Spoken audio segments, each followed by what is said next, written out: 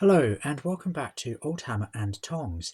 So we started in the last video reading through the rulebooks for the original Warhammer Fantasy Battle, first edition that came out in 1983 when I was aged 1.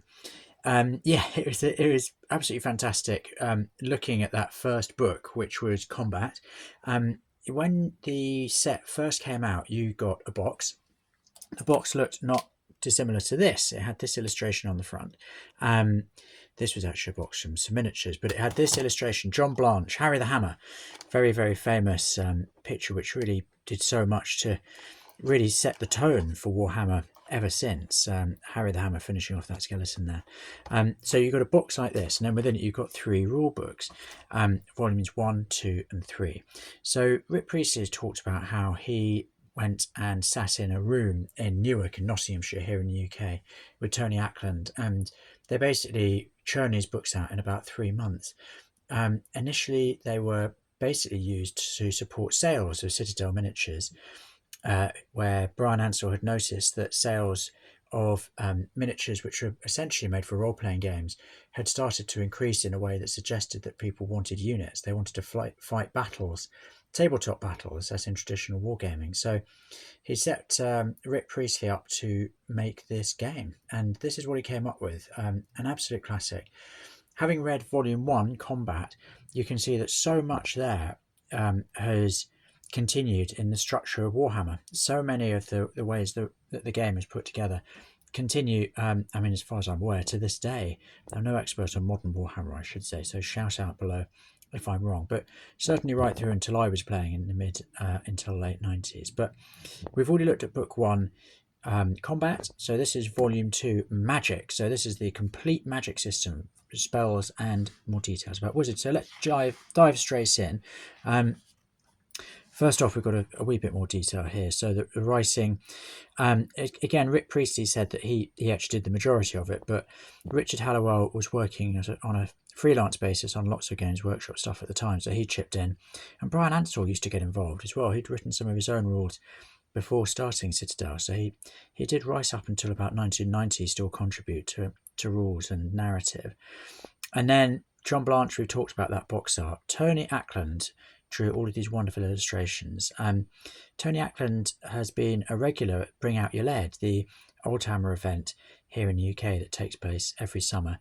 Sadly, I think he missed the last one due to ill health, but usually he's there with his illustrations, just happy to chat. So on the time I went and had a chat with him, and he was very happy to share some of his pictures with him. And what a contribution to the hobby he made, sort of setting this scene, this tone. This is brilliant. You've got that sort of almost like an early Night Goblin there from 1983, that brilliant undead skeleton, and then this ogre here. They're just fantastic. So very happy to see so many of his illustrations bringing these rules to life. So something we very much noticed in the combat book is that it goes straight in. There's not that much world building. It just dives straight into the rules.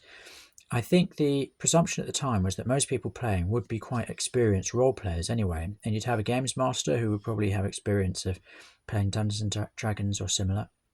So they would be the ones who built the worlds, and then you'd simply use these rules as a guide, really, to fight out the battles. Because again, it did mention in the previous book that essentially these are a guide.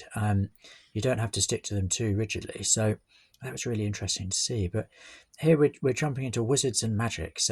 Okay, straight in, no mucking about there. Magical ability is represented by 3 characteristics. These are mastery, constitution, and life energy.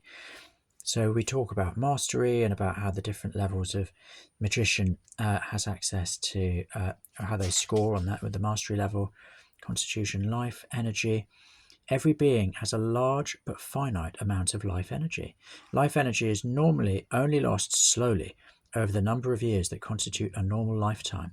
Wizards lose a little life energy each time they cast spells. Thus, they may be in danger of losing all their life energy, becoming prematurely aged, and eventually dying. Brilliant. Look at that wonderful illustration from Tony Ackland. Like I say, he really brings these rules to life, because otherwise you've got this quite severe typewriter typing, which I love, but then these illustrations are just, I love the way it's formatted. It really is fabulous the way it tucks in around the rules. So there we've got talismans, I mean, there's so many brilliant things. There was an aspiring fantasy writer myself. There's just so much inspiration. A silver rune ball, a scrying glass, a pure relic, a were scalp, a cap of darkness, a wishbone, kin familiar. Absolutely fantastic. And then here we talk about some more details. I did say in the previous video, and I'll say again, I'm very much looking forward to playing this edition of Warhammer at some point. I've never actually played any of the Warhammer Fantasy Battles. I played 40k as a kid. The most recent game I played was Man of War, which I loved. But I've never played this, so I thought I'm just going to start at the beginning and play first edition. So I need to learn the rules, but that does mean I don't really know the rules at this stage. Look at this, absolutely wonderful picture here. So wizards and characters.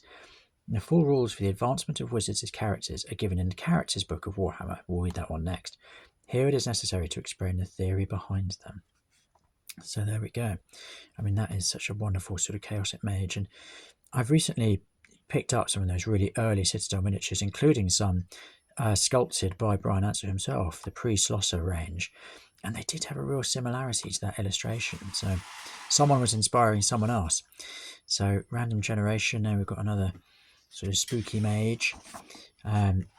Here we've got, oh, look at this with that froggy familiar.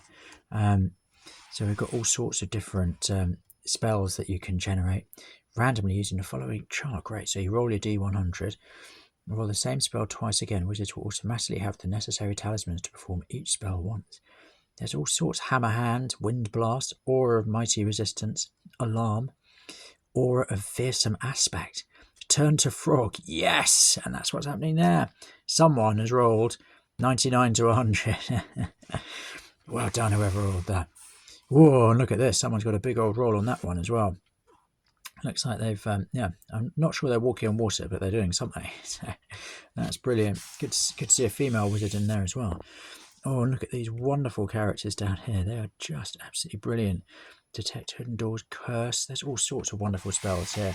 So this is the spells book. So this is more detail about Alarm. So the wizard touches any stationary point he chooses, a door, a rock, for instance. If any creature passes within 4 meters of this point, the casting wizard will experience a cold shiver down his back. 1 shiver per miniature. The spell works no matter how far away the wizard is. The effect lasts for up to 1 month. So that is very much an RPG spell, isn't it? That's something that you could use as within your RPG as a character really carrying that power with them. Blessed Sword. God, there's all sorts of great ones. Detect Hidden Doors, Curse, Cure Lice Injury. And here we've got Detect Life, Detect an Object, a Far Sight, Fireball, Flight, the Gift of Tongues. The wizard becomes able to read, write, speak, and understand any chosen language for 1d6 turn. This may be done once per day. Again, that's very much an RPG rule, isn't it? Lock, Magic Light. What else have we got? Oh, there's loads of them. Hammer Hand. This spell allows the wizard to fight in combat. Ooh, with twice as many attacks as normal, and at an increased strength of 4. Aura of Mighty Resistance, a Wind Blast. Look at that Wind Blast. Whoosh, ah! Literally wind blasting someone. Then we've got more spells. Again, with these glorious wizards. They're such brilliant illustrations from Tony Ackland. And the Awesome of Fearsome Aspect. So this spell creates an aura of fear around the wizard. An aura of protection, an aura of steadfastness. And here we've got Bloodlust, Curse Severe Wound, Curse of Repugnance, the Droop, Esther's Fountain, Hold Door, Lightning Bolt, Mystic Mist. Oh, there's loads of them. Rooted to the Spot, Shirik's Pentagram. Blimey, the wizard creates an area of 2 inches radius around himself. So long as the wizard remains stationary, nothing may enter the pentagram. Wow. Some more brilliant illustrations. I love that one. What a great wizard. Look at that one at the end. That is absolutely fantastic. Bent double. More spells. Gosh, I mean, it's just a list of brilliant spells. I love it. This is really fantastic. Look at that. You've got Magic Bridge, Mask Shape, the Pentangle, Pillar of Light, Shrink. This is extraordinary. It's just a very long list of spells. There's an absolutely brilliant, chaotic looking wizard down there.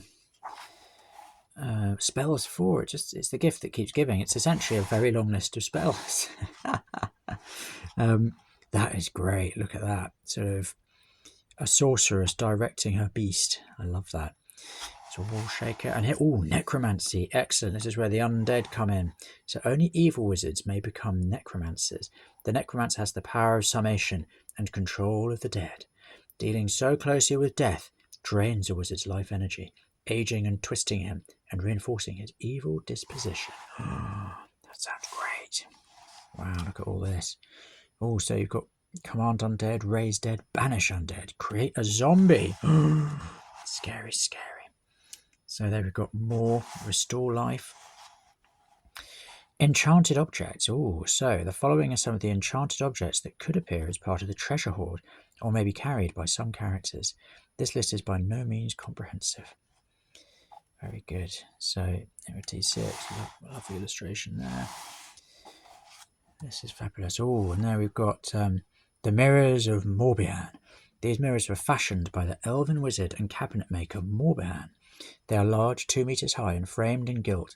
They were manufactured in pairs, and each reflected not the reflection of people looking into it, but the view from the other mirror. Ah, genius. Oh, now we've got some runes. Very good. Those are talismans. This is absolutely splendid. And that's it. That's it with this wonderful illustration again. Well, here we go. Look, there's a pentangle template. Many of the Warhammer spells affect an area of 2-inch radius, such as the pentangle Pillar of Light spell. Players may wish to construct their own templates out of stiff card and decorate them something like the one drawn above. Alternatively, you can cut out the templates printed on the back of each Warhammer book, or photocopy them if you do not wish to spoil your copy of Warhammer. Imagine cutting them out of the book. Oh no!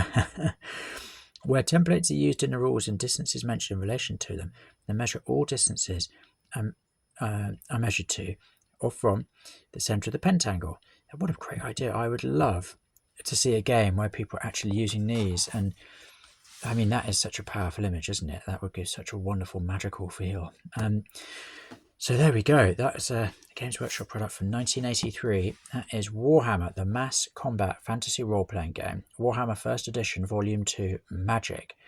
Thank you so much for joining me for that read-through. I've really enjoyed it. I've got one more to go. We've got the characters book. So I'll be making a next video and look forward to seeing you for that soon. Thank you again. Bye-bye.